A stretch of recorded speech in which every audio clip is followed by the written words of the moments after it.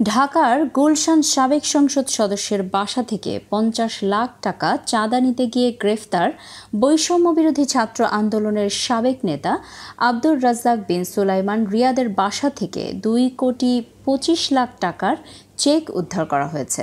বুধবার ৩০ জুলাই সকালে সমসাময়িক বিষয় নিয়ে ঢাকা মহানগর পুলিশের সংবাদ সম্মেলনে এই তথ্য জানানো হয়। এই সময় ডিএমপির মুখপাত্র মোহাম্মদ তালিবুর রহমান জানান, ৫০ লাখ টাকা চাঁদা দাবির ঘটনায় গ্রেফতারকৃতদের জিজ্ঞাসাবাদে প্রাপ্ত তথ্য মোতাবেক মোট ২,২৫,০০,০০০ টাকার চেক উদ্ধার করা হয়েছে। এই বিষয়ে কলাবাগান থানায় আলাদা একটি মামলা রুজু প্রক্রিয়াধীন। প্রসঙ্গত, গত শনিবার রাজধানীর গুলশানে সমন্বয়ক পরিচয়ে চাঁদাবাজি করতে গিয়ে হাতে নাতে ধরা পড়েন ৫ জন। তারা হলেন আব্দুর রাজ্জাক বিন সুলাইমান রিয়াদ, ইব্রাহিম হোসেন, মোহাম্মদ সাকাদাউন সিয়াম, সাদমান সাদাব ও মোহাম্মদ আমিনুল ইসলাম।